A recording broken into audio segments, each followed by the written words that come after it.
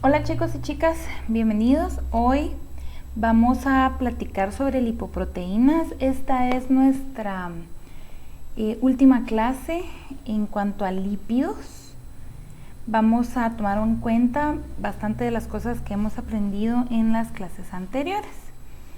Entonces vamos a empezar platicando sobre qué son las lipoproteínas y cuál es su utilidad. Las lipoproteínas las vamos a utilizar para el transporte de los lípidos que hemos sintetizado.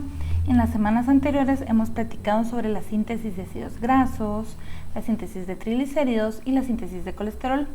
Como mencionamos anteriormente, los lípidos no pueden andar sueltos en la sangre, que es un medio acuoso, y por lo tanto van a necesitar un medio de transporte para ser llevados de un lugar a otro. Y este medio de transporte son las lipoproteínas. Las lipoproteínas se caracterizan por ser unos complejos moleculares esféricos. Tienen un centro hidrofóbico, un núcleo, que está formado por colesterol esterificado y triglicéridos. Alrededor de la lipoproteína vamos a tener una membrana que está formada por fosfolípidos, colesterol que no está esterificado y proteínas que le van a dar sus características funcionales tanto estructurales como la función específica que va a llevar a cabo cada una de las lipoproteínas. Esta estructura de las lipoproteínas las hace ser más solubles en agua y que puedan transportarse en el medio acuoso que es la sangre. Vamos a encontrar varios tipos de lipoproteínas, varían en cuanto a su tamaño, la densidad, cuál es el componente lipídico principal que transportan y las apolipoproteínas, o sea, las proteínas que las caracterizan. Vamos a encontrar kilomicrones, lipoproteínas de muy baja densidad. En esta clase nos vamos a referir a las siglas en inglés de estas. VLDL son las lipoproteínas de muy baja densidad o Very Low Density Lipoproteins, por sus siglas en inglés. Las IDL, que son las lipoproteínas de densidad intermedia. Las LDL, lipoproteínas de baja densidad, Low Density Lipoproteins. Y HDL, las lipoproteínas de alta densidad, High Density Lipoproteins. Entonces, durante toda la clase vamos a decir solo las siglas para no decir el nombre largo otra vez. Espero que me sigan ahí. Los kilomicrones son las lipoproteínas más grandes. Tienen un diámetro de aproximadamente 75 a 1200 nanómetros, pero asimismo son las que tienen la densidad más baja. Su componente principal son los triglicéridos y vamos a ver más adelante cómo es que se encargan de transportar estos. La apoproteína que la caracteriza es la apoproteína B48. Ya vamos a platicar un poquito más sobre qué significan estos números en las apoproteínas. Las VLDL, que como ya dijimos son las de muy baja densidad, tienen un diámetro de 30 a 80 nanómetros y su densidad empieza a aumentar comparada un poco con los kilomicrones, aunque son bastante parecidas a esto. Su diferencia va a ser un poco funcional. Igual que los kilomicrones, están principalmente formadas por triglicéridos, pero su apoproteína es la apoproteína B100. Las de densidad intermedia también se caracterizan por tener apoproteína B100, ya que son derivadas de las mismas VLDL, y estas ya tienen un poquito más de contenido de colesterol y van reduciendo su contenido de triglicéridos. Conforme esto sucede, su tamaño se va haciendo más pequeño y su densidad va aumentando, hasta que vamos llegando luego a las lipoproteínas de baja densidad. Estas también tienen a la apoproteína B100 y ya no tienen un contenido tan grande de triglicéridos. Principalmente vamos a encontrar en ellas colesterol. Su diámetro se va haciendo aún más pequeño que las anteriores y su densidad va aumentando. Y por último tenemos a las HDL, que son las de alta densidad. Estas se caracterizan por tener apoproteína A, son las más pequeñas de diámetro, pero aún así son las más densas. Son las más densas de todas. Y sus componentes principales son, pues en parte, proteínas depende en qué estadio la encontremos, y va adquiriendo sus lípidos poco a poco. Vamos a entrar en estos procesos más adelante. Vamos a ir viendo primero algo de introducción para que no nos perdamos en el camino. Quiero que en esta fotografía observen la diferencia de tamaño que hay en cada una de las lipoproteínas. Esto es para que nos hagamos una buena idea de las diferencias que van teniendo de tamaño y que vayamos recordando cómo estos cambios de tamaño cambian su densidad y también se deben a el cambio del tipo de contenido lipídico que tienen. Los kilomicrones son las más grandes de todas, luego vamos viendo las VLDL acá, las LDL le siguen y por último las HDL, que son las más pequeñitas de todas. Platiquemos un poco sobre las características de las apolipoproteínas que tiene cada una. Estas apolipoproteínas pues son la parte proteica de las lipoproteínas, se llaman lipoproteínas porque están hechas tanto por lípidos como proteínas. Tienen estructuras helicoidales y característicamente son anfipáticas. Tienen una porción que es hidrofóbica y una porción que es hidrofílica. Tienen función estructural, o sea, forman parte de la membrana de la apolipoproteína, pero también tienen una función metabólica. Vamos a ir viendo más adelante cuáles son las funciones que tienen en activación de diferentes enzimas. Cada lipoproteína tiene una apoproteína especial para ella misma, una apoproteína que la hace ser la lipoproteína que es. Y dentro de la utilidad funcional, las apoproteínas, aparte de caracterizar a estas lipoproteínas, van a servir como ligandos para los receptores celulares. Son cofactores y reguladores de enzimas del metabolismo de los lípidos y algunas de ellas van a ser intercambiadas entre las diferentes lipoproteínas. Vamos a empezar hablando de la apolipoproteína A, en la que vamos a encontrar dos variables, la A1 y la A2. Estas son las apolipoproteínas características de las HDL, de las lipoproteínas de alta densidad. La A1 es la que más encontramos en las HDL. Se sintetiza tanto en el hígado como en el intestino, porque las HDL pueden ser sintetizadas en el intestino, en el enterocito o en el hígado. La mayoría de ellas se produce en el hígado, pero una pequeña cantidad será en el intestino. Tanto en enterocito como en hígado utilizamos la apolipoproteína A, pero las HDL que son sintetizadas en el hígado específicamente llevan a la apoproteína A2.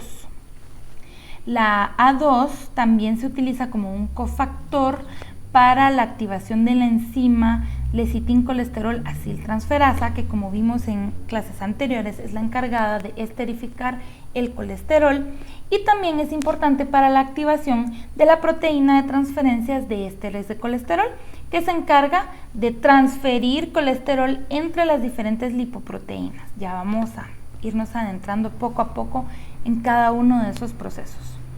La apoproteína B, vamos a encontrar que tenemos dos variantes, la ApoB100 y la ApoB48.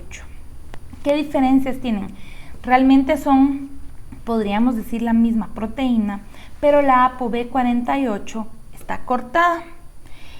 Solo lleva el 48% de la secuencia de aminoácidos que tiene la ApoB100. Y dentro de sus funciones, la diferencia que vamos a encontrar es que la ApoB100 es la característica de las LDL. La encontramos en LDL, en VLDL y por supuesto en las de densidad intermedia, en las IDL. Es sintetizada en el hígado y tiene 5 dominios proteicos. La ApoB48 solamente tiene una fracción de los aminoácidos de la apoproteína B100 y es sintetizada en el enterocito porque es la que caracteriza a los kilomicrones. Vemos acá la estructura de la apolipoproteína B100, la cual tiene 5 dominios proteicos, consta de 2 cadenas alfa y 3 láminas beta. La apoproteína E es una apoproteína de 299 aminoácidos. La encontramos en todas las lipoproteínas, pero es porque esta es una de las apoproteínas que va a ser intercambiada entre ellas. Es mucho más afín a los receptores LDL que la apoproteína B100, Ya vamos a ver cómo es que estas se unen a los receptores. Y una de sus funciones es estimular a la lipoproteína lipasa de los tejidos, a la triglicérido lipasa hepática y a la lecitincolesterol aciltransferasa. Tenemos 3 isoformas de la apoproteína E, tenemos E2, E3 y E4. Y en las HDL es una apoproteína muy importante ya que contribuye a la eliminación de colesterol de las células. La apoproteína C es uno de los principales activadores e inhibidores de enzimas. Tenemos las variables C1, C2, C3 y de la que más vamos a hablar el día de hoy va a ser de la variable C2 que se encarga de activar a la lipoproteína lipasa endotelial.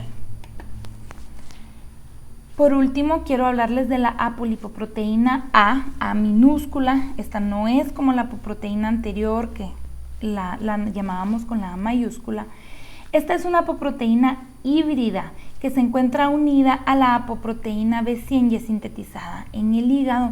Todavía no hemos terminado de estudiar bien su función, pero se ha descubierto que a mayor cantidad de apoproteína A minúscula siempre, hay mayor riesgo cardiovascular. Entonces ha sido un tema muy interesante de investigación en los últimos años. Quiero que tengamos en cuenta también, como habíamos platicado anteriormente, que las apoproteínas se encargaban de activar o inhibir ciertas enzimas. Tenemos que recordar qué enzimas son las que van a estar ligadas a la función de nuestras lipoproteínas. Entonces quiero que las enumeremos. Tenemos a la lipoproteína lipasa de la superficie endotelial que se encarga de romper triglicéridos y liberar ácidos grasos en el endotelio. La triglicérido lipasa hepática que va a separar también ácidos grasos de los triglicéridos pero en el hígado.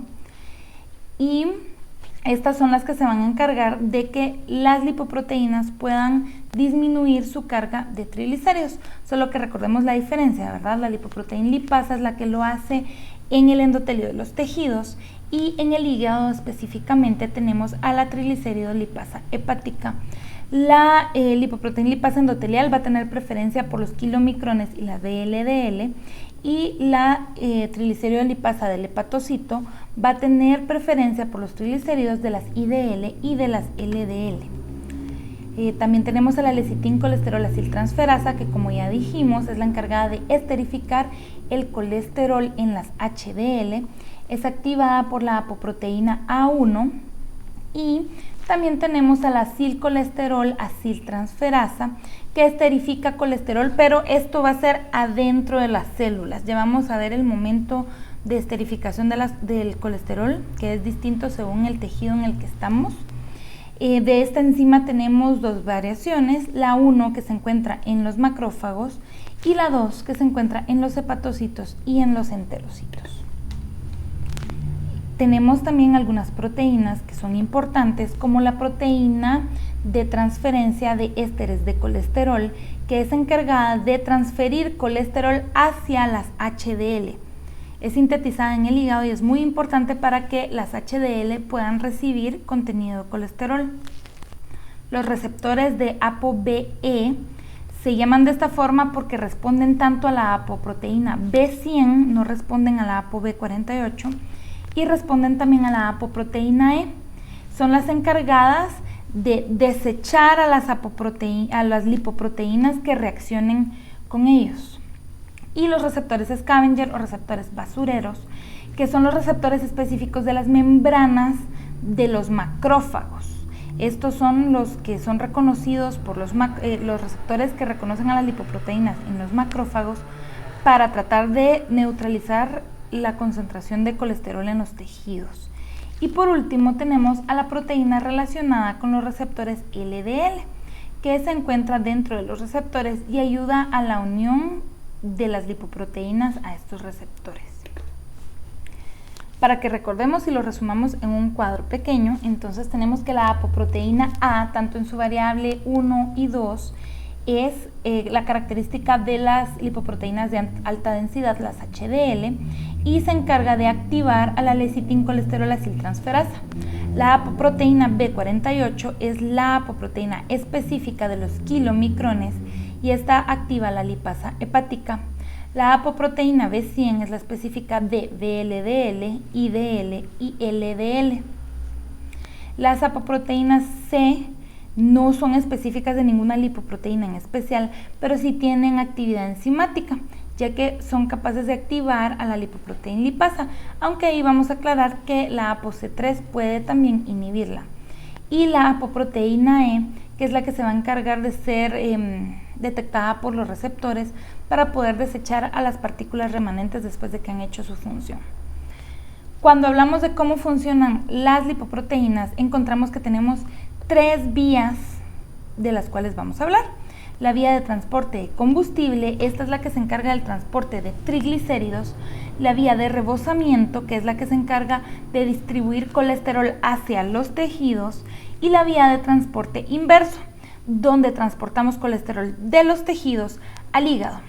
Y cada una de estas vías tiene sus lipoproteínas específicas que van a actuar.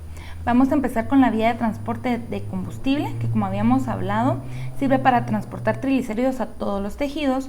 Recordemos que los ácidos grasos que forman parte de los triglicéridos son una fuente importante de energía, especialmente en momentos de ayuno prolongado.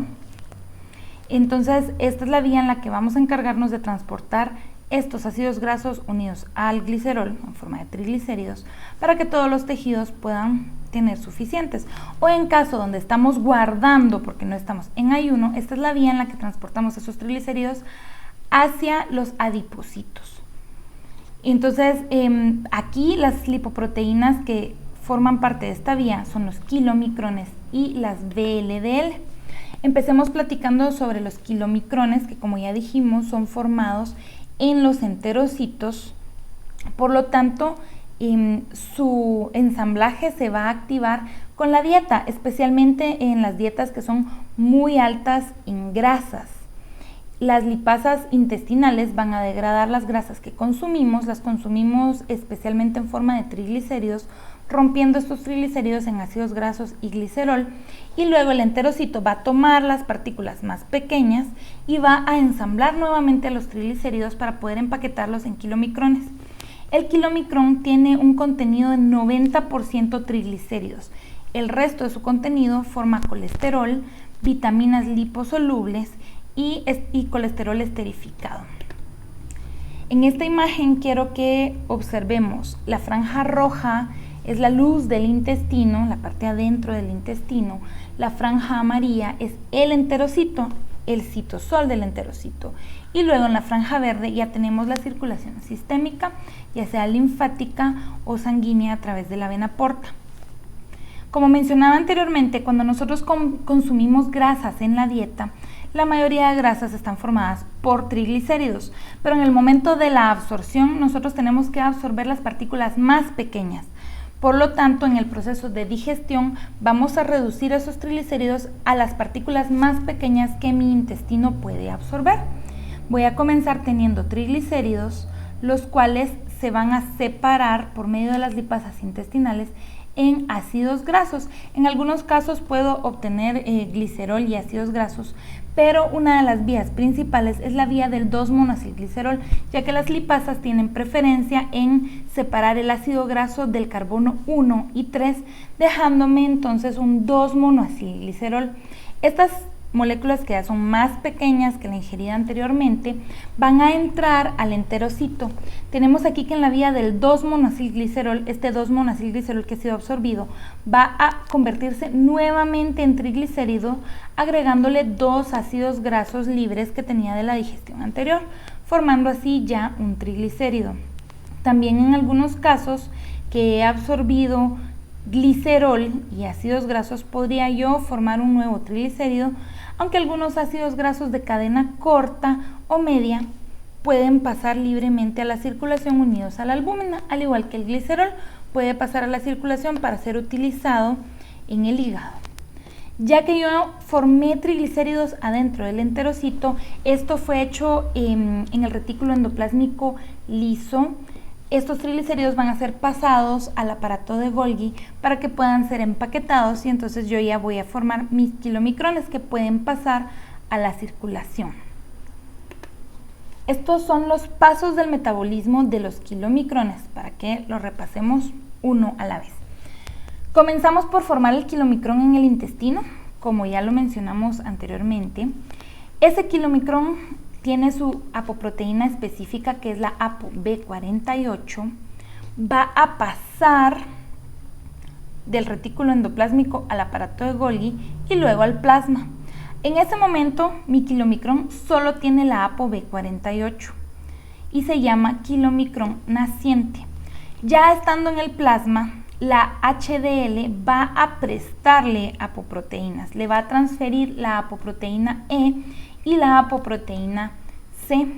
Ya con estas apoproteínas, la apoproteína C2 se va a encargar de activar a la lipoproteína lipasa de los tejidos para que el kilomicrón empiece a perder su contenido de triglicéridos. Esa lipoproteína lipasa va a separar el triglicérido en ácidos grasos y glicerol. Los ácidos grasos van a introducirse a las células y el glicerol va a quedarse en la circulación para ser retornado al hígado. Ya en el hígado, si recordamos vías anteriores, puedo utilizarlo nuevamente para gluconeogénesis en el caso en el que yo esté en ayuno, o puedo utilizarlo para refosforilarlo en glicerol 3-fosfato y utilizarlo para fabricar nuevos triglicéridos. El kilomicrón remanente, que es el que ya ha perdido el 90% de su contenido de triglicéridos, va a devolverle la apoproteína C a la HDL. Y al quedarse solamente con la apoproteína E, va a ser reconocido por los receptores de ApoE en el hepatocito para sufrir endocitosis y ser degradado. Veamos este proceso ahora en una imagen. Ubiquémonos acá en el intestino delgado, que es donde fabricamos el kilomicrón. El kilomicrón va a ser liberado a la circulación y ahí, teniendo su apoproteína B48, lo llamaremos kilomicrón naciente. Ya en la circulación, la lipoproteína HDL, que es la que está acá, le va a dar la apoproteína C2 y la apoproteína E, ya formando un kilomicrón maduro que tiene tanto su apoproteína estructural B48 como la ApoE y la ApoC2. La ApoC2 va a activar a la lipoproteína lipasa que se encuentra en el endotelio de los capilares de los tejidos para hidrolizar los triglicéridos produciendo ácidos grasos y glicerol. El glicerol, como dijimos, regresa al hígado para hacer la función que sea necesaria, ya sea gluconeogénesis o refosforilarlo para síntesis de triglicéridos, y los ácidos grasos libres van a entrar a la célula para ser utilizados. Pueden ser utilizados para energía, en el caso de ayuno serán beta oxidados, o en el caso del adipocito, cuando yo estoy guardando, puedo sintetizar nuevamente triglicéridos dentro de ese adipocito. Después de perder su contenido de triglicéridos, aproximadamente el 90%, el kilomicrón va a devolver la ApoC2 a la HDL y va a quedar solamente, siempre con su proteína estructural ApoB48, como con su apoproteína E, que va a ser detectada por los receptores de ApoE en el hígado para que sufra endocitosis y entonces degradar ese kilomicrón dentro del hígado. Entonces, como vimos, solo para recapitular, los kilomicrones son los encargados de transportar triglicéridos y un poco de colesterol del intestino hacia los tejidos y el hígado. Realmente fueron perdiendo su contenido de triglicéridos en el camino, pero el colesterol que traía de la dieta quedó ahí adentro en pequeñas cantidades y al ser endocitado en el hígado va a tomar ese colesterol y veremos qué es lo que decide hacer con él dependiendo las necesidades que tengamos metabólicamente en ese momento. Pasemos ahora a las lipoproteínas de muy baja densidad. Aquí seguimos en la vía de transporte de combustible, o sea, seguimos repartiendo triglicéridos, solo que en este caso estas lipoproteínas se encargan de transportarlo del hígado a los tejidos. O sea que estos triglicéridos que vamos a transportar son los triglicéridos que nosotros hemos fabricado. ¿En qué caso voy a fabricar triglicéridos? Pues en el caso de haber comido muchos carbohidratos y que yo no esté gastando la energía que obtuve de esos carbohidratos, mi hígado se verá forzado a tomar todo ese exceso de glucosa y producir ácidos grasos. Recordemos las semanas anteriores lo que vimos, que a partir de glucosa produzco piruvato, el piruvato produce acetilcoenzima A y el exceso de acetilcoenzima A será desviado del ciclo de Krebs por medio del citrato para la síntesis de ácidos grasos, y con estos ácidos grasos sintetizaremos triglicéridos. Entonces, en este estado de gran producción de triglicéridos, el hígado debe transportarlos hacia los tejidos, en este caso sería específicamente hacia el adipocito. Por lo tanto, las VLDL se producen en el hígado y tienen un contenido de 60% triglicéridos. El resto de sus lípidos será colesterol en parte libre y una parte del centro esterificado. Y como dijimos previamente, se encarga de transportar triglicéridos del hígado a los tejidos periféricos. Veamos nuevamente acá el camino que va a llevar la VLDL. Comienza la VLDL en el hígado, donde es fabricada. Su apoproteína característica es la ApoB100. Va a salir en ese momento, pues se llama VLDL naciente, igual que el kilomicrón, y al salir al plasma la HDL también le va a donar apoproteína E y apoproteína C2. La ApoC2 va a activar a la lipoproteína lipasa de los tejidos nuevamente para degradar los triglicéridos y que los tejidos puedan tomar los ácidos grasos. El glicerol retorna al hígado y conforme va perdiendo la VLDL su contenido de triglicéridos, se va haciendo más y más pequeña, produciendo en el camino a las lipoproteínas de densidad intermedia. Va a llegar un momento en el que va a ser tan pequeña por haber perdido gran parte de su contenido de triglicéridos que ya solo contiene colesterol y va a devolver tanto la ApoE como la ApoC2 a las HDL. Notemos aquí la diferencia, que en el caso de los kilomicrones solamente devolvimos la ApoC2, pero en este caso sí vamos a devolverle a las HDL las dos apoproteínas.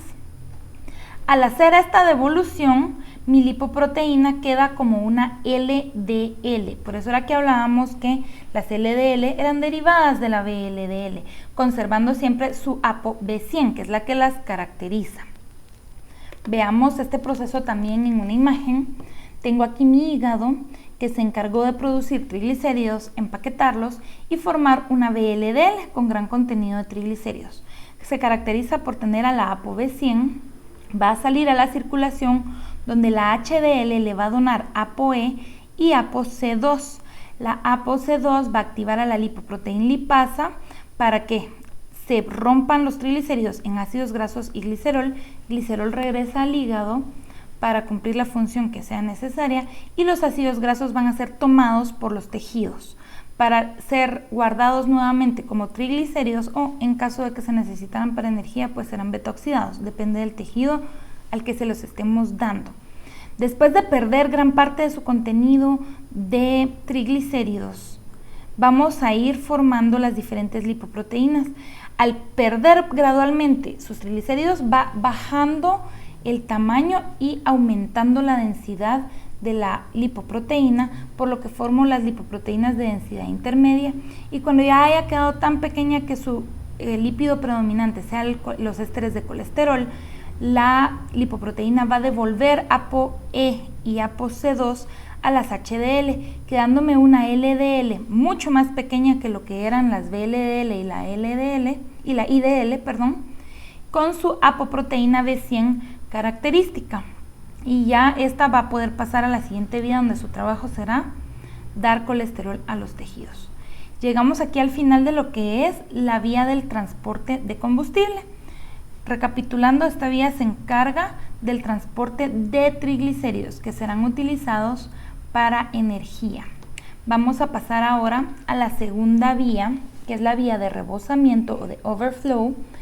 Esta vía se encarga del transporte específicamente de colesterol, del hígado hacia los tejidos periféricos. La lipoproteína involucrada es la LDL, las lipoproteínas de baja densidad, que fueron producidas a partir de los remanentes de VLDL. Su apoproteína característica es la ApoB100 y, como decíamos, es el principal transportador de colesterol en el plasma. tienen una característica muy importante, que estas ya son lo suficientemente pequeñas como para atravesar la pared vascular. Estas lipoproteínas de baja densidad tienen una alta concentración de colesterol libre y de ésteres de colesterilo.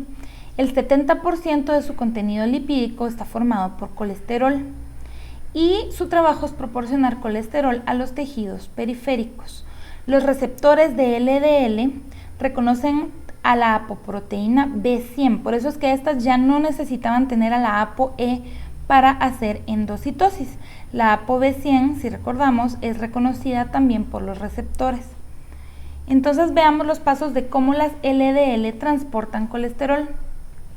Después del mecanismo donde vemos que las VLDL terminan convirtiéndose en LDL, las LDL van a llegar a los tejidos en donde necesiten colesterol y van a ser endocitadas. Para este proceso, las LDL se van a unir al receptor de la membrana. Estos receptores tienen una proteína especial que se llama clatrina.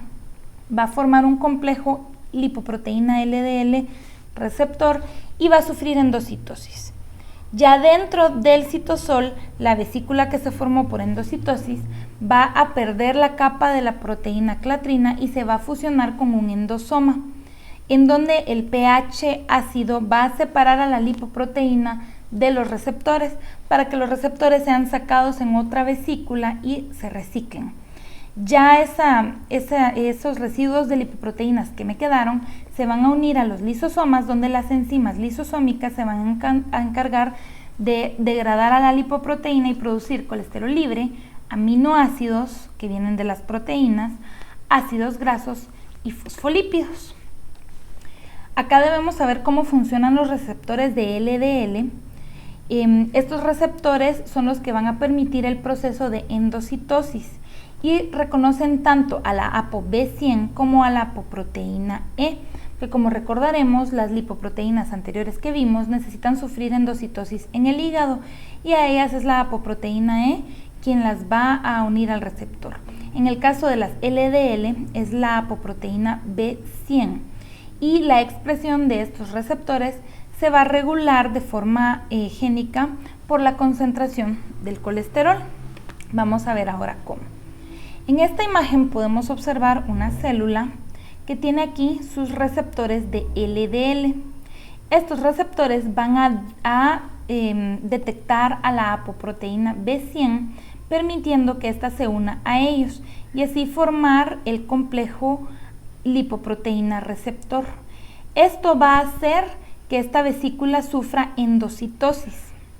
Y como mencionamos, la vesícula se va a unir a un endosoma donde vamos a sacar los receptores para reciclarlos, como vemos aquí. Va a salir una pequeña vesícula con receptores que saldrán nuevamente a la superficie celular y me va a quedar ya solo la lipoproteína en el endosoma para unirse al lisosoma, en donde las enzimas van a romper las proteínas en aminoácidos. Vamos a liberar colesterol, también fosfolípidos, triglicéridos que serán rotos en ácidos grasos y glicerol, que recordemos siempre tenía una pequeña cantidad de triglicéridos. Este colesterol dentro de la célula, su destino va a depender. Si es un momento de necesidad, pues mi célula la utilizará para lo que sea necesario. El colesterol se utiliza para las membranas celulares, pero también lo utilizamos en algunas células especializadas para la producción de las hormonas esteroideas, también para la producción de vitamina D en la piel. En caso de que yo no necesite el colesterol y no sea utilizado en algo más, el exceso de colesterol en mi célula, dentro de mi célula, va a llevar a cabo tres fenómenos. Dos son de inhibición, va a inhibirme la expresión de la enzima HMG-CoA reductasa. Recordemos que esta es la enzima reguladora de la vía de la síntesis de colesterol. Y también me va a inhibir la síntesis de los receptores de LDL para que la célula no se vaya a llenar de colesterol, porque si siguiéramos produciendo receptores va a seguir tomando LDL y va a seguir llenándose de colesterol. Esto va a hacer que la célula no se llene de un exceso del mismo y el resto de colesterol va a ser esterificado para formar ésteres de colesterilo y que pueda ser guardado para cuando sea necesario. Con eso terminamos el transporte de colesterol hacia los tejidos y vamos a ver la última vía, que es la vía del transporte inverso del colesterol. No todo es llevarle colesterol a nuestros tejidos. También podemos tomar colesterol de estos tejidos, especialmente cuando está en exceso, y llevarlo de regreso al hígado para que sea desechado.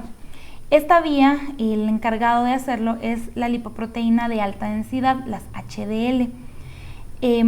Esta función de llevar colesterol de los tejidos hacia el hígado le da una capacidad antiaterogénica a las HDL y es lo que ha hecho que llamemos a las HDL el colesterol bueno, porque nos quita el exceso de colesterol de nuestras células. Como vemos acá, las lipoproteínas de alta densidad son sintetizadas en el hígado y habíamos platicado que en pequeña cantidad en el intestino. Se caracteriza por tener apoproteína A, especialmente pues la ApoA1, y también tiene apoproteína E y C. Como vemos en esta imagen, vean que la apoproteína A es una proteína muy grande, está embebida en la membrana de la lipoproteína.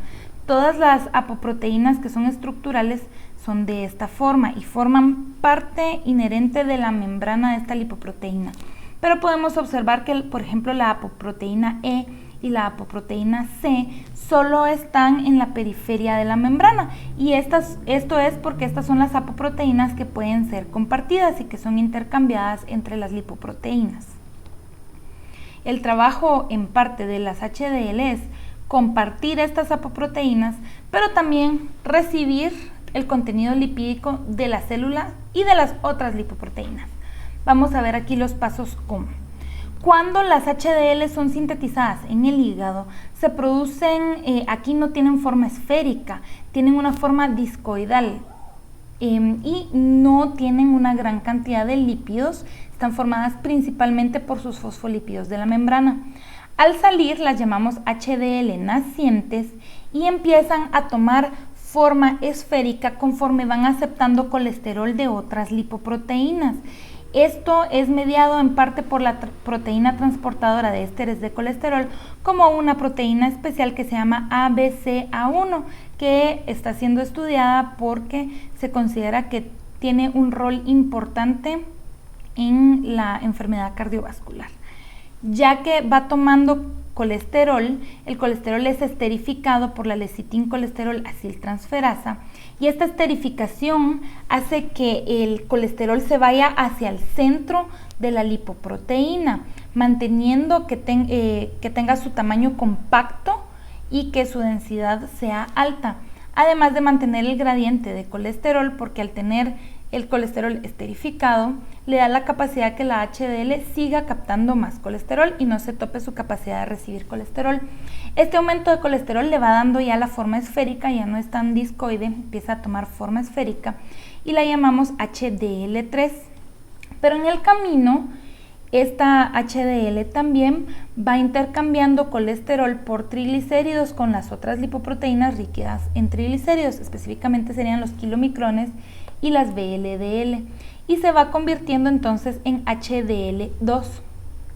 Las HDL2 son reconocidas por los receptores de ApoE en el hígado para poder dejar su contenido de lípidos dentro del hígado, y así el hígado va a poder desechar el exceso de colesterol o utilizarlo para lo que sea necesario, aunque en los casos de la HDL, como mencionábamos, su trabajo es quitar el exceso de colesterol y que sea desechado. Recordaremos de la clase anterior que el colesterol en el hepatocito, cuando ya no va a ser utilizado, se convierte en ácidos y sales biliares. Veamos en esta imagen el metabolismo de las HDL. Tenemos acá el hígado que produce una HDL que aún no es esférica. Al salir a la circulación va a ir tomando forma esférica y pequeña, captando colesterol libre de los tejidos extrahepáticos e intercambiando tanto colesterol como triglicéridos con las otras lipoproteínas como VLDL, los kilomicrones y pues siempre las IDL, formando entonces HDL2. Estas ya pueden ser reconocidas por el hígado para que podamos llevar de regreso este contenido lipídico excesivo y que el hígado pueda desecharlo. Otras propiedades importantes de las HDL es que al llevar este colesterol de regreso al hígado, consideramos que son antiaterogénicas porque evitan que se formen placas de colesterol tan grandes en los vasos sanguíneos. También activan a la sintasa de óxido nítrico, lo que provoca vasodilatación en el endotelio vascular.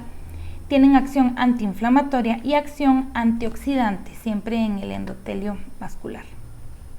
Veamos acá un cuadro como un pequeño resumen de las lipoproteínas y sus componentes. Recordemos entonces que kilomicrones están hechos principalmente de triglicéridos, 90%, y su trabajo es transportar los triglicéridos de la dieta del intestino hacia los tejidos y el hígado. Su apoproteína característica es la B48, pero sufre intercambios de otras con las HDL. Las VLDL tienen bastantes triglicéridos también, aunque no tanto como los kilomicrones, van siendo un poco más pequeñas y con mayor densidad que los kilomicrones, pero son sintetizadas en el hígado y su trabajo es el transporte de triglicéridos del hígado hacia los tejidos. Su apoproteína característica es la ApoB100, pero también recibe otras apoproteínas como la C y la E de las HDL.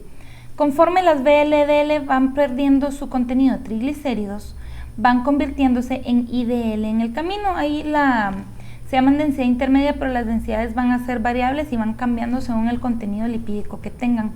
Ahí ya vamos viendo que tenemos un poco más de colesterol, más fosfolípidos y menos triglicéridos. Siempre su apoproteína es B100, ya que es derivada de la VLDL, y todavía tiene apoproteínas prestadas por la HDL. Al perder este gran contenido de triglicéridos y perder las apoproteínas prestadas, vamos a obtener entonces a las LDL, que ya tienen un 50% de colesterol dentro de ellas, 25% son proteínas de las mismas apoproteínas y el resto van a ser fosfolípidos y triglicéridos. Estas ya son más pequeñas y también tienen mayor densidad que las anteriores. Recordemos que esta disminución del tamaño les da la característica de ser capaces de atravesar los endotelios de los vasos sanguíneos y su trabajo es transportar colesterol del hígado hacia los tejidos periféricos. Y por último, las lipoproteínas de alta densidad, que son ya 55% proteínas, 25% fosfolípidos y el resto son colesterol y una pequeña cantidad de triglicéridos, y su trabajo es el transporte inverso de colesterol, llevar el colesterol de los tejidos hacia el hígado para ser desechado. Y su apoproteína característica es la apoproteína A, pero también tiene C y E que necesita prestarle a los kilomicrones y a las LDL. Ya que sabemos las bases de nuestras lipoproteínas, entonces platiquemos la utilidad que estas tienen. La dislipidemia es el defecto en el metabolismo de las lipoproteínas. Es una de las morbilidades más importantes que vemos en el ámbito clínico. Tiene consecuencias grandes, ya que la dislipidemia es un gran factor de riesgo cardiovascular, y recordemos que una de las principales causas de muerte en el mundo es la enfermedad cardiovascular, tanto en forma de cardiopatía isquémica como enfermedad cerebrovascular isquémica, y vemos otras afecciones, ya que también vamos a tener enfermedad ateromatosa de vasos sanguíneos, por ejemplo en las extremidades, produciendo enfermedad arterial periférica. Las causas de las dislipidemias son muy variables. Tenemos causas genéticas que no podemos modificar y causas modificables como la dieta, el sobrepeso y la obesidad, y la diabetes, que también nos altera el metabolismo de lípidos. Dentro de las causas genéticas hay varios tipos de dislipidemias. Lo que va a variar entre estas es el tipo de lipoproteína que está afectada. Tenemos que la dislipidemia tipo 1 está alterada por la elevación de kilomicrones. La tipo 2 tiene una elevación de LDL por aumento de la producción de LDL y de la disminución de los receptores de LDL. La tipo 2B, donde tenemos disminución de los receptores de LDL también y un incremento en la producción de apoproteína B. Por lo tanto, aquí vamos a encontrar elevaciones de LDL, VLDL y también de triglicéridos. En la dislipidemia tipo 3 tenemos una síntesis defectuosa de apoproteína E. En la tipo 4, que es la hiperlipidemia familiar, tenemos un incremento en la síntesis de VLDL y una disminución también en la degradación de estas. En la tipo 5, que es la hipertrigliceridemia endógena, tenemos un aumento de la síntesis de VLDL y disminución de la lipoproteína lipasa y su función, por lo tanto tenemos un aumento de los triglicéridos. Esta imagen nos ejemplifica las diferentes vías que pueden provocarnos un aumento de las lipoproteínas. Una de ellas es, por supuesto, la dieta, que nos va a aumentar los kilomicrones y también nos va a aumentar la cantidad de VLDL, ya que el exceso de triglicéridos será llevado también al hígado. Tenemos también que la diabetes, la obesidad, el exceso de alcohol nos alteran a nivel hepático, produciendo un aumento en la síntesis de VLDL. Y como platicamos previamente, muchos de los trastornos genéticos nos producen alteración en los receptores. Por lo tanto, vamos a tener reducida la degradación de las lipoproteínas y estas no solo están aumentadas en su síntesis, sino que van a aumentar el tiempo que circulan en la sangre. El exceso de estas lipoproteínas pues nos va a llevar a tener ateroesclerosis. La aterosclerosis es el estrechamiento de la luz de los vasos sanguíneos por la formación de una placa aterogénica. Esta placa aterogénica se forma por el depósito de lípidos en la íntima de las arterias y tiene un trasfondo de daño endotelial, ya que de por sí el tener altas la concentración de colesterol en las lipoproteínas va a producir aterosclerosis. Es mucho más fácil también producirla cuando yo tengo daño endotelial, que es lo que sucede en las personas hipertensas por la turbulencia en la sangre al tener elevada la presión y también en la diabetes. Tenemos acá un pequeño esquema de la formación de la placa ateromatosa. Este es un proceso sumamente complejo y que todavía está en investigación, pero veremos las bases de este. Vemos que las lipoproteínas de baja densidad, como platicamos, son muy pequeñas, pueden atravesar el endotelio vascular, especialmente cuando están en exceso y cuando pasan mucho tiempo circulando, como en los casos genéticos que vimos que no hay receptores de LDL y pasan mucho tiempo en la sangre. Estas LDL van a sufrir oxidación y ese es el proceso en donde empezamos a tener problemas, porque una LDL funcional puede donar su colesterol y reducir la cantidad de colesterol, ya sea a los tejidos o a las mismas HDL, pero cuando esta se oxida dentro de la íntima de la arteria, vamos a desencadenar un proceso químico muy complejo. Vamos a tener mediadores de la inflamación que van a provocar cicatrización en el tejido, aumentando la concentración de colágeno, pero también me van a llamar a los macrófagos. Los monocitos van a entrar al endotelio, van a convertirse en macrófagos y estos macrófagos van a endocitar a esas LDL oxidadas para tratar de deshacerse de ese contenido excesivo de colesterol y además de que las reconocen como extrañas. Pero en ese proceso el macrófago se convierte en una célula espumosa, ya que no puede degradar ese exceso de colesterol y estas células espumosas me comienzan a aumentar también la quimiotaxis, llamando más macrófagos, llamando también fibroblastos, haciendo un remodelado de la capa de la arteria. Produzco colágeno, produzco fibroblastos y empiezo a hacer un proceso de cicatrización y dentro de este empiezo a acumular células espumosas en estas capas. Por lo tanto, voy tapando la luz de mi vaso sanguíneo poco a poco. Y este proceso más adelante no solo me sigue alterando la función de mi arteria, sino que también la exposición de ese colágeno y esa oclusión vascular me va a activar a la cascada de la coagulación, haciendo que se formen también coágulos. Y estos son los procesos que me llevan a la enfermedad cerebrovascular, a tener un infarto al miocardio, a tener una trombosis arterial periférica, y son enfermedades que son sumamente peligrosas, mortales, aumentan mucho la pérdida, no solo la pérdida de vidas, como dijimos, la mortalidad, sino la pérdida de de personas que son productivas y la pérdida de horas laborales. Por lo tanto, es importante que ataquemos todas estas enfermedades. Por último, vamos a platicar de cómo leer un perfil lipídico en el laboratorio. Vamos a ver que cuando medimos a un paciente un perfil lipídico, nos reportan varias variables. Nos reportan el colesterol HDL, el colesterol LDL, colesterol VLDL, que está ligado directamente a la concentración de triglicéridos, y el colesterol total, que es la suma de los otros colesteroles. El colesterol HDL, como ya dijimos, lo llaman el colesterol bueno porque se encarga de llevarse el colesterol de los tejidos hacia el hígado para desecharlo. Por lo general los laboratorios nos ponen valores de 40 a 60, aunque se considera que es beneficioso tenerlo elevado, especialmente si supera los 60 miligramos de decilitro. El colesterol LDL, que como vimos es el malo del cuento, por lo tanto lo han llamado el colesterol malo. En la mayoría de laboratorios les ponen el límite hasta 130, sin embargo esto ya no es el nivel óptimo.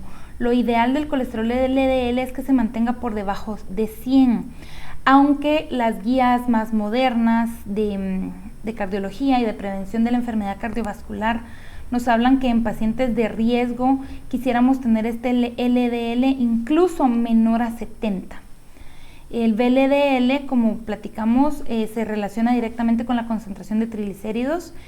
Usualmente es la concentración de triglicéridos dividido 5 y debemos de tenerlo menos de 30.